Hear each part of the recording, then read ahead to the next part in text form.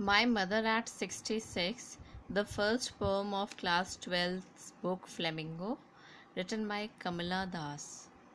Kamala Das, she was born in 1934 and she had died on 31st May 2009. Let's read something about the poet. Kamala Das was born in Malabar, Kerala. She is recognized as one of India's foremost poets. I am sure you must be aware of Malabar coast near the southern India. So she belonged to Malabar in Kerala, and she was among the foremost poets. Foremost means which were there during the beginning. So she was among the first women poets. Her works are known for their originality, versatility, and the indigenous flavor of the soil. Her works are known for their originality. They were original. She was creative. Whatever she wrote, they were her own thoughts, own creativity.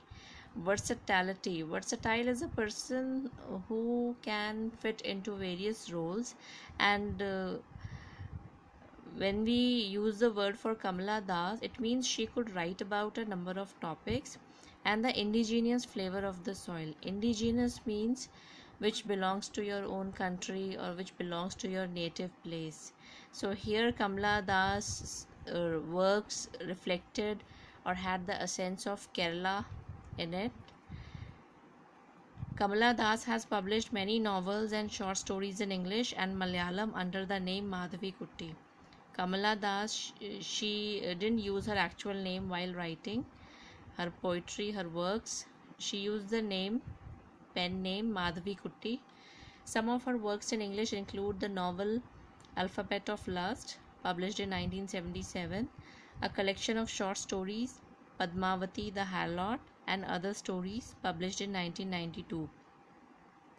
In addition to 5 books of poetry, she is a sensitive writer, sensitive who is able to absorb or understand the emotions of others, who catches the complex means difficult, subtleties, complex means complicated, subtleties of human relationships. Subtle means something which is very minute, which is very difficult to understand. She was such a writer who was able to catch the complicated and difficult to understand human relationships. Human relationships are very difficult to understand, and she was able to pen them down in lyrical idiom. Lyrical idiom means in a poetic form. My Mother at 66 is one such example. Before you read, aging is a natural process. Have you ever thought what our elderly parents expect from us? I leave this question to you. Now let's begin with the poem. The poem is very simple. It is written in a single sentence.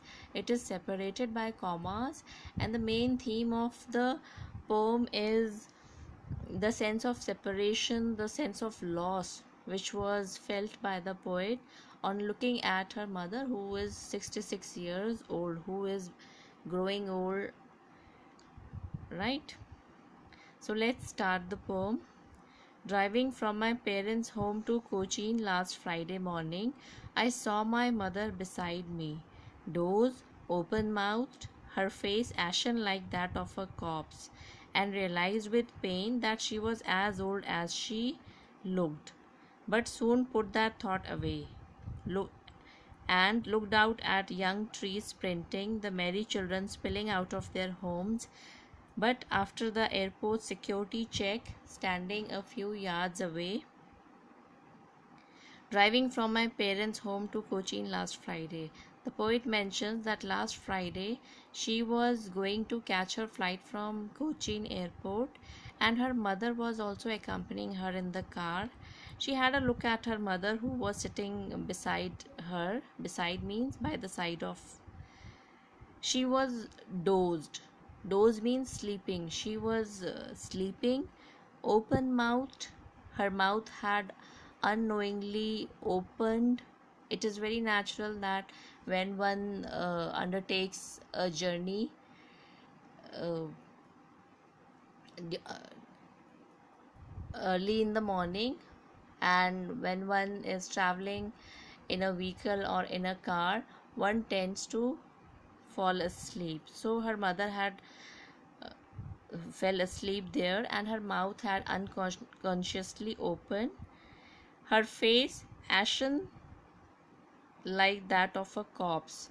The poet has compared the dull face of her mother to the face of a corpse. Corpse means dead body. Her mother's face looked ashen. Ashen means grey, dull, lifeless, as is the face of a dead body. Here, the poetic device used is, if only the word ashen is considered, then it's a metaphor. If the whole expression, her face ashen like that of a corpse, right? Face compared to ash, because the ashen face compared to a corpse, because the word like has been used, is a simile here. And she realized with pain that she was as old as she looked. The poet, when she looked at her mother, she realized, and it pained her to find that her mother looked as old. She really looked like a 66-year-old woman. She really looked like a very old woman. And this thought was painful to her.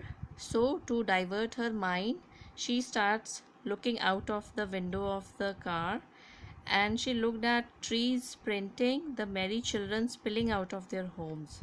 Sprints, young trees means small trees, new trees. Sprints are short and fast races. So she started looking at the trees which seemed to run fast as the car moved ahead, and she looked at merry means happy, children spilling means coming out of their homes.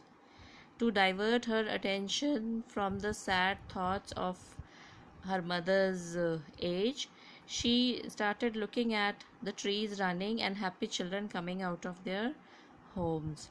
So, the poetic device used here is, in trees sprinting and happy children spilling out of their homes, is imagery. The image of trees running past, the image of happy children coming out of their homes, it comes into our mind. And there is contrast also. Contrast is something which is opposite in nature. Here the mental state of the poet is not good. She's sad, whereas trees sprinting and happy children, they stand in contrast with the sad mental state of the poet. But after the airport security check, after the poet was through with the security check at the airport, standing a few yards away. Yard is a distance of approximately 3 feet. So when she was standing uh, at some distance from her mother,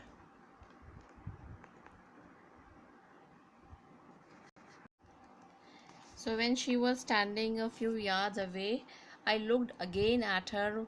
Wan. The word is WAN, but it is pronounced as wan. The meaning of wan is written below. It means colorless, pale as a late winter's moon, and felt that old familiar ache, my childhood's fear. But all I said was, "See you soon, Amma." All I did was smile and smile and smile. So here the poet says that when she was standing at a distance from her mother after the airport security check, she looked again at her mother, and she felt that her mother looked wan. Wan means colorless. She looked dull. She looked unhealthy. She really looked old. And pale. Pale means unwell. She was not fine. She looked ill. As now she has compared her mother's look to a late winter's moon. Here the poetic device used is simile. See the expression, pale as a late winter's moon. So when we compare two things using the word as or like, it becomes a simile. So it's a simile here, pale as a late winter's moon. So she has compared her mother's appearance to the moon, which appears very late during winters. We are not able to see moon clearly during winters because of the fog. And even if the moon appears very late at night during winters, it is hazy, it is dull, it is unclear. So similarly, her mother also looked faded, dull, unhealthy,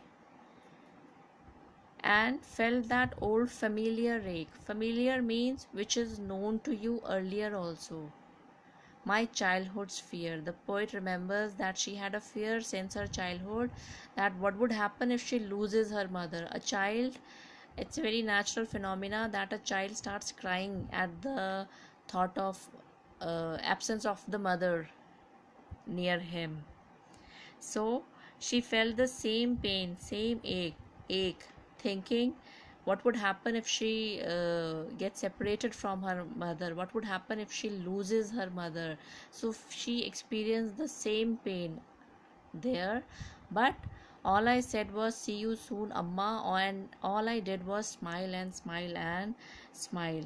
But the poet was courageous enough, right, to bid farewell to her mother with a smile.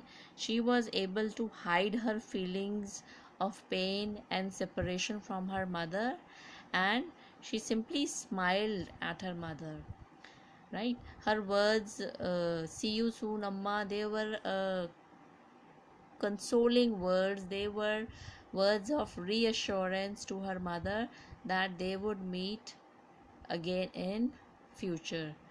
So that was about the poem. Let's have a look at the question answers also. First question is, what is the kind of pain and ache that the poet feels? The pain and ache that the poet feels is the sense of separation from her mother, the loss, the pain of getting separated from her mother because of her approaching death, because of her old age, which may in near future result in her death. Question number 2. Why are the young trees described as sprinting? Young trees have been described as sprinting because the poet was traveling in a car. As the car was moving ahead, the trees which were there along the road, they seemed to be running behind them, running past them. That is why they have been described as running, sprinting. Question number 3. Why has the poet brought in the image of merry children spilling out of their homes? The poet has brought the image of happy children coming out of their homes in order to balance the sad emotional state of the poet at that time, in order to sublime her thoughts, in order to uh, bring her out of her sad state. That is why the poet has brought the image of happy children, so that she is able to divert her minds towards uh, positivity. I forgot to tell you one thing, happy children and young trees, they also denote youth, they denote life, they denote energy. So this is also one of the reasons why poet has mentioned uh, young trees sprinting and happy children coming out of their homes. Question number 4. Why has the mother been compared to the late winter's moon? Mother has been compared to late winter's moon because she appears dull. She is not well. She has become very old. She has lost her charm. So she is uh, slowly slowly fading, getting faded in her life. So that is why, as the late winter's moon appears dull, grey, lifeless, so is the status of the mother. What do the parting words of the poet and her smile signify? The parting words are, see you soon amma. The parting words signify that the poet is still hopeful that she would be able to meet her mother in the near future soon. and her smile are a kind of reassurance to her mother that they would definitely meet in future. She wanted to part with her mother on a uh, happy note. I would like to read out the darkened portion also. You should know this information, that this notice that the whole poem is in a single sentence punctuated by commas. It indicates a single thread of thought interspersed means interwoven with observations of the real world around, and the way these are connected to the main idea. Thank you.